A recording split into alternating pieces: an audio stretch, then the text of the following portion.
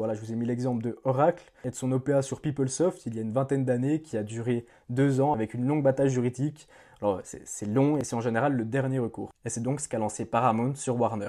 Le management était d'accord de vendre à Netflix, mais Paramount contourne le management, s'adresse directement aux actionnaires en leur proposant un prix plus élevé. En fait, ils veulent inciter les actionnaires à vendre à Paramount et pas à Netflix. Donc voilà, si l'entreprise A souhaite racheter hostilement l'entreprise B, pour que l'OPA hostile soit pleinement réussi, il faut donc que l'entreprise A obtienne 50% plus une action de l'entreprise B, ce qui lui permettra ensuite donc d'avoir la majorité des votes et de pouvoir changer l'entreprise comme elle veut. Elle pourra changer le CEO, changer le conseil d'administration. Voilà, l'entreprise pourra remodeler à sa façon l'autre entreprise. Et alors là, c'est gagné, hein, c'est plus qu'une question de temps.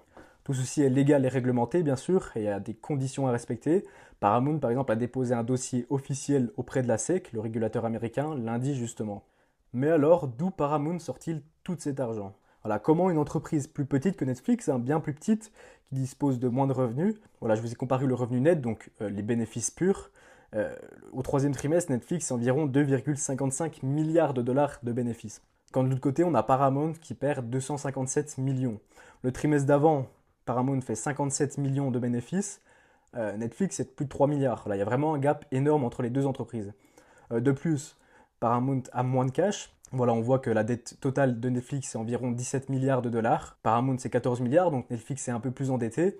Sauf que la dette nette de Netflix, cette fois, c'est 7 milliards de dollars. En fait, la dette nette, c'est la dette totale moins les liquidités équivalentes de Netflix, c'est-à-dire le cash qu'elle pourrait sortir à tout moment euh, pour rembourser sa dette en cas de crise.